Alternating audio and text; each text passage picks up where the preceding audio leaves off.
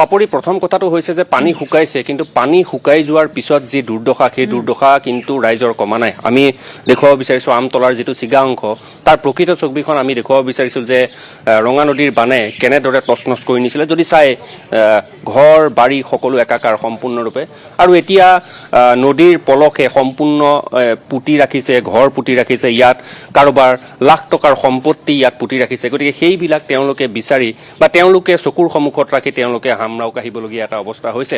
আপুনি যদি এই ঘৰটো চাই তেতিয়াহ'লে কিন্তু অতি কষ্টৰে এই ঘৰখন বনাইছিলে। এতিয়া কিন্তু নদীৰ সোঁতে সম্পূৰ্ণৰূপে ঘৰখন খহাইছে, আৰু ইয়াৰ যিখিনি আচবাব পত্ৰ বা ঘৰৰ যিখিনি সামগ্ৰী, প্ৰতিটো পৰিয়ালে অতি কষ্টেৰে তেওঁলোকে কৃষি কৰ্ম কৰে, তেওঁলোকৰ বেপাৰ বাণিজ্য কৰে। গতিকে সেইসমূহ সামগ্ৰী উটুৱাই লৈ গৈছে। গতিকে সেই উটুৱাই লোৱা সামগ্ৰীখিনি বা তেওঁলোকৰ যিখিনি ক্ষতি হ'ল, সেয়া হয়তো 20-25 বছৰ পিছুৱাই তেওঁলোক গৈছে।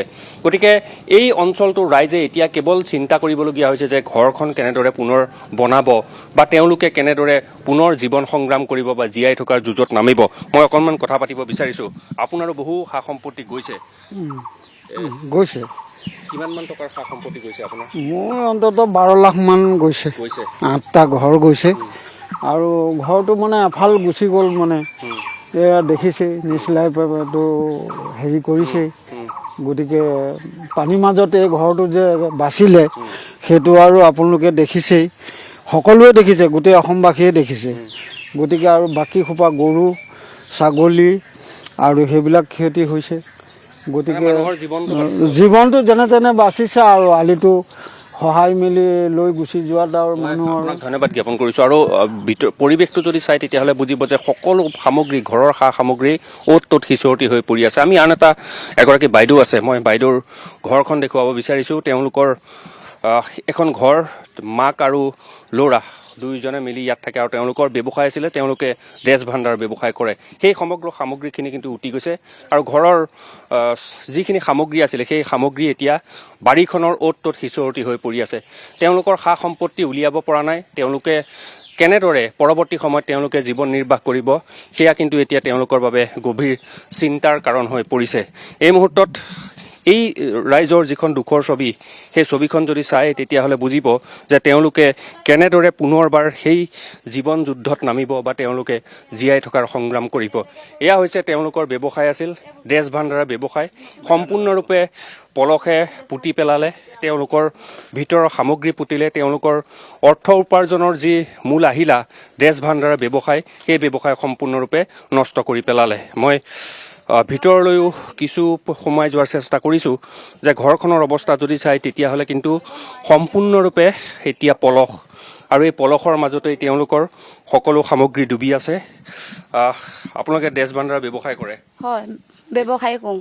মানে আমাৰ আগৰ পৰাই এইটো ড্ৰেছৰ ভাণ্ডাৰ ব্যৱসায়ী। তাৰপৰা বাপেকটো মৰাৰ পিছত এতিয়া লোৱাই কৰিছিলে। লোৱাই তেনে বেয়া কান্দি কান্দি গুচি গৈছেগৈ। ই এতিয়া ক'ৰ পৰা ঘটি হেৰি কৰিব। কিমান টকাৰ বস্তু আছিলে?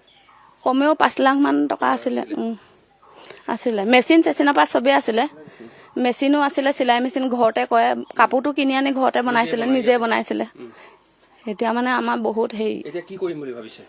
এতিয়া আমাক যদি কিবা এটা সুবিধা কৰি দিয়ে তেতিয়া আমি কৰিব পাৰিম, নতুবা আমি নোৱাৰোঁ। আমাৰ বাছিলে পানীটো বহুত হৈ গৈছিলে, পানী ইমান হৈ আছিলে, গোটেই আলমাৰিটো মানে দবাই দিলে। আমি মানে ঘৰ বনাই আছিলোঁ, ডেছৰ ঘৰ, তাত মানে বস্তুবোৰ ইয়ালৈ আনিছিলোঁ। আমিতো পানী হ'ব বুলি নাজানো, ঘৰটো বনাই আছিলোঁ। ঘৰটো আধাৰুৱা হ'ল, সেই ঘৰটো কাষতে মানে খান্দি লৈ গ'ল।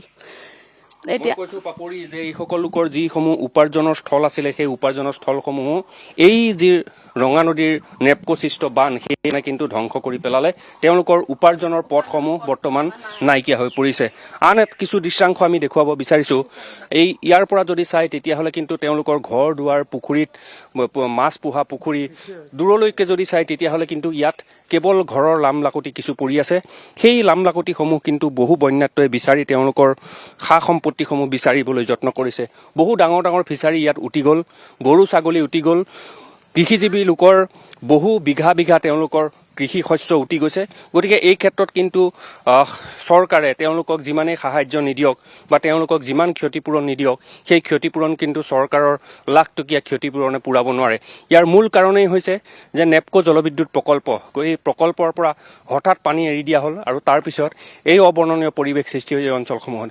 এতিয়াও যদি পথাৰৰ মাজলৈ চায় যে নদীৰ সোঁতে ঘৰৰ টিংপাত কিমান দূৰলৈ লৈ গৈছিল সেয়া হয়তো প্ৰত্যক্ষ কৰিব পাৰিব আৰু কোনোৱে এই পথাৰৰ মাজলৈ গৈ তেওঁলোকৰ ঘৰৰ কিছু সামগ্ৰী বুটলি কাটলি তেওঁলোকে আকৌ ঘৰখন বনোৱাৰ দিহা কৰিছে পাপৰি খুবেই দুখ লগা এটা দৃশ্য আমি এই মুহূৰ্তত দেখুৱাই আছোঁ নীলপৱন গতিকে একোটা পৰিয়ালৰ সকলো এক প্ৰকাৰ ধ্বংস হৈ গৈছে গতিকে আমি যিটো কথা মই আপোনাক সুধিছিলোঁ যে ইয়াৰ পাছৰ যিখিনি পৰিৱেশ পৰিস্থিতিৰ খবৰ ল'বলৈ সেই স্থানত প্ৰশাসনৰ লোকসকলে কিবা দিয়াৰ তেওঁলোকক ব্যৱস্থা গ্ৰহণ কৰিছেনে বা তেওঁলোকক সহায় সহযোগিতা এতিয়াও আগবঢ়াই আছেনে নে পানী শুকালে সিমানতে তেওঁলোকৰ দায়িত্ব শেষ হৈছে পাপৰি ইতিমধ্যে আমি লখিমপুৰ জিলা প্ৰশাসনৰ যদি কথা ক'ব বিচাৰোঁ যে ক্ষতিগ্ৰস্ত লোকসকলৰ তেওঁলোকে দীঘলীয়া এখন তালিকা কৰিছে কাৰ কিমান ক্ষতি হৈছে কিন্তু এই মুহূৰ্তত অতি ডাঙৰ কথাটো হৈছে যে এইটো হৈছে নাওবৈচা সমষ্টিৰ অন্তৰ্গত এটা অঞ্চল নাওবৈচা সমষ্টিৰ অন্তৰ্গত এই অঞ্চলটোত কিন্তু ৰাইজৰ কি হৈছে সেই খবৰ ল'বলৈ কিন্তু নাওবৈচা সমষ্টিৰ বিধায়ক ভৰত নৰহে আহৰি পোৱা নাই ভৰত নৰহৰ ছাঁটোকে ইয়াৰ ৰাইজে দেখা নাই অতি ডাঙৰ কথাটো এইটোৱে হৈছে যে তেওঁ এজন জনপ্ৰতিনিধি কংগ্ৰেছৰ পৰা তেওঁ জয়লাভ কৰিছিল নাওবৈচা সমষ্টিত সমষ্টি পুনৰ নিৰ্ধাৰণৰ পিছত ইয়াৰ পৰা নাওবৈচা সমষ্টি অন্তৰ্ভুক্ত হ'ল ভৰত নৰহৰ কিন্তু ছাঁটো দেখা নাই আহিছে নাই বিধায়ক আহিছে নাই নাই আহা হেনতো ভাল মনটোকে ভাল লাগিলে হেনে চাবলৈ আমিনো কিমান হেৰিয়ত আছো দুখত আছো নে সুখত আছো নে অহা নাই কি ক'ব আপোনালোকৰ MLA এতিয়া ভৰত নৰহে খবৰ লৈছে নে আহিছে খবৰ লোৱা নাই বাকী সকলে আমাৰ খবৰ হাতি লৈছে তেওঁ বিধায়কক আজিলৈকে দেখা নাই বিধায়কৰ ছাঁটোকে দেখা নাই আপোনাৰ বাইদেউ কিমান ক্ষয়ক্ষতি হৈছে কি হ'ল আপোনাৰ মানে মোৰ ঘৰ সেয়া চৰ্দি বনাইছিলে একোঠা বাকী 3 কোঠা ঘৰ মাটি খানি নিলে আৰু সেয়া ভঁৰালৰ ধান ভাগি আছিলে গোটেই ধানখিনি গুচি গ'ল আৰু গজি আহিলে থকাখিনি তাৰপিছত থকা ঘৰটো ভাগিলে লেট্ৰিন বাথৰুমটো গ'লে বাথৰুম নাই বাৰু ভগা লেট্ৰিনতে আছিলোঁ কিন্তু এতিয়া চাওক হওক মোৰ ঘৰটো থকাৰ ব্যৱস্থা মানে ৰাস্তা শিবি পাতি আছিলোঁ তাৰপৰা এতিয়া মাথাই বনাব লাগে বুলি ক'লে লৰালৰিকে অজাই দিলে এতিয়া থাকিবলৈও ঠাই নাই মাটিখিনি মানে আহকচোন মোৰ অৱস্থাটো চাওকহি আপোনালোকে মানে একোঠা ঘৰতে এটা চালি এখন বনাবলৈ আহিছোঁ ভগা ঘৰতে থাকিবলৈ আহিছোঁ পানীৰ মাজতে থাকিব লাগিব আহক মোৰ ঘৰটো দেখাই এই মুহূৰ্তত পাপৰি যদি চাই এইসকল লোকৰ কিন্তু বহু সমস্যাৰ সন্মুখীন হৈছে কাৰণ এই যিটো মথাউৰি ছিগিছে সেই ছিগা অংশ মথাউৰি মেৰামতি কৰিব তাৰ বাবে তেওঁলোকে যিসমূহ ৰাস্তাত তেওঁলোকে ঘৰ বনাই আছিলে সেই ঘৰসমূহ ৰাজপথৰ পৰা মথাউৰিৰ পৰা তেওঁলোকক আকৌ ঘৰলৈ নিবলৈ কোৱা হৈছে কিন্তু এই মুহূৰ্তত ডাঙৰ প্ৰশ্নটো হৈছে যে তেওঁলোকে ঘৰখনলৈ যাব বা তেওঁলোক থাকিব ক'ত বা তেওঁলোকে কি খাব তেওঁলোকৰ বাবে একমাত্ৰই উপাৰ্জন থলী হৈছিলে কৃষি গতিকে কৃষিভূমিসমূহ সম্পূৰ্ণৰূপে নষ্ট হৈ গৈছে গতিকে পৰৱৰ্তী সময়ত চৰকাৰে দিয়া চাউল দালি কিমান দিনলৈ খাব ইয়াৰ পিছত তেওঁলোকৰ ভৱিষ্যত কি কৰিব তাক লৈ কিন্তু সকলোতে চিন্তিত পাপৰি সকলো সন্ধিহান হৈ পৰিছে আপোনাক এই মুহূৰ্তত ধন্যবাদ জ্ঞাপন কৰিছোঁ নীল